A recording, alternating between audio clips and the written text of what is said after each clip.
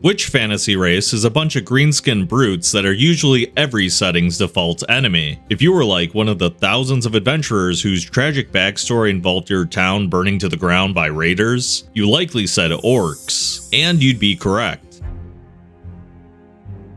Let's be real, orcs were invented to get their teeth kicked in. They are fantasy's punching bags, the acceptable target of violence. No moral ambiguity, no complicated motivation, just big green dudes yelling, "Kill!" and then catching a fireball to the face. Killing orcs has always come in with built-in moral cover. You don't have to feel bad about it. Want to wipe out an entire town? Totally fine. And the excuses are always the same. They were raiding villages, so they had it coming. They serve the Dark Lord and are probably up to something evil. We need the XP and no one else will miss them. And honestly, in an age where people are obsessed with moral gray areas and no true villains, it is kind of refreshing sometimes to just roll dice and fight enemies who are cartoonishly, Skeletor level evil. They're not here to provide social commentary or moral debates. They're here to swing axes, burn villages, and get bodied by level 3 adventurers. What is orc culture in most fantasy settings? It's usually either a barbaric tribe ruling over a wasteland, or a military dictatorship with a protein addiction. They ride wolves into battle, worship war gods, and run an economy based on rocks and intimidation. And somehow every orc camp has exactly one blacksmith, 2 shamans, and an infinite respawn of grunts. Have you ever seen a peaceful orc village? Like one with a school or even just a general store? No, it's just huts, skulls, and a guy named Gorbash the Blind trying to beat the sun in a staring contest. And you'd think a society of bodybuilders permanently bulking would eventually run out of cows to steal and learn how to farm. But no, orcs treat every high fantasy setting like it's Fallout, scavenging a world they already ruined. I swear every time someone talks about the history of orcs and their setting, they begin with the line, "Orcs were once a proud warrior race." You've heard this tale countless times. They had honor, they had discipline, and they had epic sagas of conquest. But if that's true, then somewhere along the way, orcs dropped the ball harder than anyone in fantasy history. Now they're squatting in abandoned towers, arguing over who gets to eat the last goat, and setting tons of fires because they think it's a substitute for central heating. And the great downfall stories are always dumb too. Some settings say orcs drank demon blood, others say they got cursed for worshipping the wrong god. My favorite? They just got too violent. Yeah, those explanations just don't work for me. At least elves manage to retain some of their culture when their kingdom eventually comes to an end. Every great orcish kingdom in history is always just one bad decision away from ending up with them in a cave screaming about the good old days. Orcs are like a relative who swears he was this close to going pro, and now spends all his time sitting on the couch with his beer gut sticking out yelling at the TV. Sure, Crod, you were once a proud warrior, but that was a long time ago. Now you're just another angry orc that the local king told us to kill.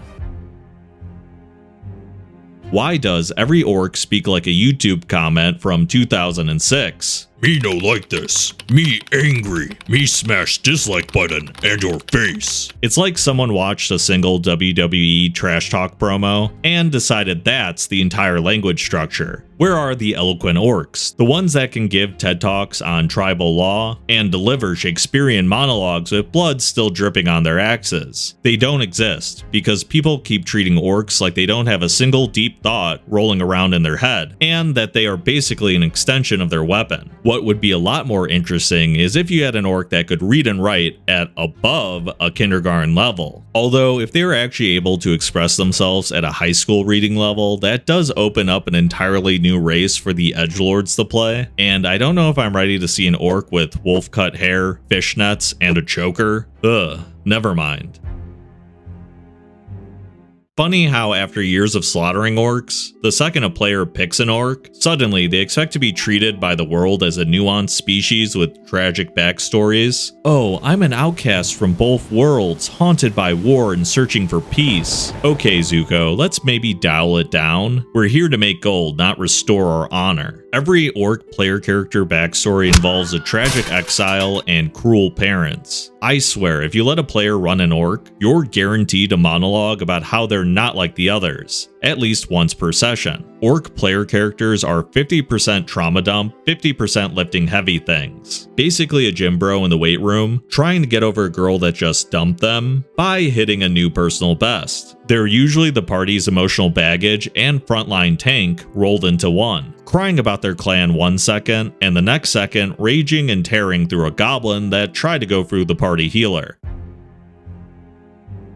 Orcs are the go-to race for people who want to dump intelligence and roleplay as a weapon with anger issues. They can't read, but they know how to handle an axe. Just once, I want to see an orc wizard. Imagine a character named Gork Skullcrusher the Well-Read, charging into battle with robes that are too small for him, hurling fireballs that he learned from Wizard College. In a setting where sorcery is taught in schools, an orc wizard would probably be the only one graduating without 6 figures in debt. Because let's face it, every athletic department in the land is handing him a scholarship. Even if he had to cut back at the gym to study for his final, he's still benching more than any elf ranger or a human fighter. Why not let orcs be nerds? The guy who can crack your skull with the battle axe should also be able to crack out his spellbook. And when he is out of spells, he can just clobber you with his massive spellbook.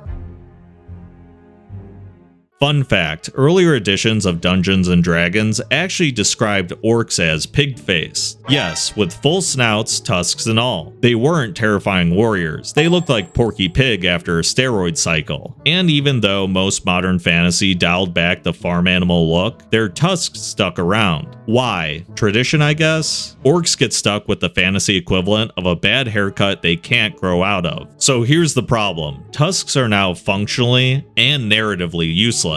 They don't help them eat, they don't help them talk, and they don't even make them scarier. Because when you're a 7-foot tall green rage monster dual-wielding axes, nobody cares about your dental accessories. Every setting draws them differently too. Sometimes they're tiny little things poking up like baby teeth. Sometimes they're massive curling boar tusks that look like they'd snag on any shirt they try to put on, as opposed to actually harming the opponent in battle. Where is the consistency? Orcs are really out here trying to terrify entire civilizations with what is basically cheap Halloween fangs. Nowadays, large tusks don't make you a fierce warlord. They make you look like you lost a fight with an orthodontist. If they really mattered, they do something, like being sharp enough to count as improvised weapons, but no. Every adaptation just shrugs and hopes you don't notice that orcs got stuck with fantasy's dumbest design feature. So yeah, orcs, the fantasy world's favorite punching bag. They're consistently big, loud, and angry, but no one really agrees exactly how that looks. They don't build empires, they just destroy yours. They don't solve problems, they usually end up creating even more annoying ones. And they don't get therapy for their anger issues because they get to become war chief when they're declared the angriest. But for all their tropes, stereotypes, and narrative whiplash, you can't have fantasy without orcs. They're the person who got you kicked out of the local tavern, the one who derails your diplomacy mission because the king looked at them funny, and the guy who insists on wrestling the boss monster instead of listening to the battle plan that you guys just spent the last hour coming up with.